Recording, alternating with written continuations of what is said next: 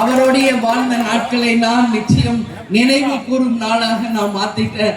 எங்கும் வெளியும் வரமாட்டேன், யாரோடையும் பேச மாட்டேன். நாளைக்கு ஒரு நாள் என்பதை இன்னைக்கு உங்ககிட்ட சொல்லிடுறேன். ஏன்னா நாளைக்கு நான் வெளியே வரமாட்டேன். அதுக்குதான் 1ஆம் தேதி நான் வரேன். கன்னியாகுமரியில தான் இருப்பேன். அன்னைக்கு எல்லாரையும் சந்திப்பேன்.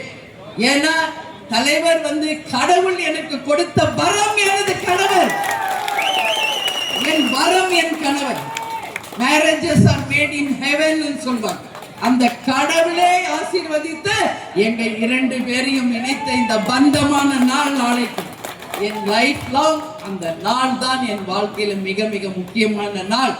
எனவே அந்த நினைவோடு நான் உங்களோட என் பணிகளை செய்து உங்களுக்காக வாழ்வது ஒன்றே என்னுடைய கடமை என்பதை மட்டும் இப்ப சொல்றேன். கேப்டனால அவங்க ரத்தமான 2 உறவுகள் விஜய பிரபாகர், சண்முக பாண்டியன். அவர் ஒருத்தர் அரசியலுக்கும் ஒருத்தர் சினிமா துறைக்கும் இன்னைக்கு உங்களுக்காக கேப்டன் கொடுத்துட்டு போயிருக்காரு. அழுகாது. அப்பாவை சொன்னாலே அழுகுமாரு, அழுக வேண்டாம். நம்ம தொண்டர்கள் இருக்காங்க, நமக்கு துணை நிற்பார்கள். நம் தாய்க்குலங்கள் நமக்கு இருக்காங்க.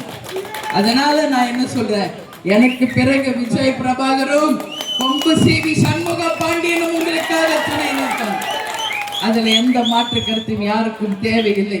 தலைவர் நம்ம கிட்ட கொடுத்துட்டு போன அந்த கடமைகளை நாம் நிச்சயமாக சரியான உயர்த்துவதுதான் உங்க அம்மாவை என்னுடைய எத்தனை பேருடைய என்னுடைய கடமை என்பதை இந்த நேரத்தில் நான் சொல்ல கடமைப்பட்டிருக்கேன். எனவே தலைவர் வாழ்ந்தார், நாம் தலைவர் காலடியிலே சமர்ப்பிப்போம் என்று சொல்லி இங்கு என்னை வரவேற்க வந்திருக்கும் அனைவருக்கும் தலைவர் எப்பொழுதும் சொல்வது போல் தமிழன் என்று சொல்லடா, தலை நிமிர்ந்து நில்லடா, நல்லவர்கள் லட்சியம் வெல்வது நிச்சயம்.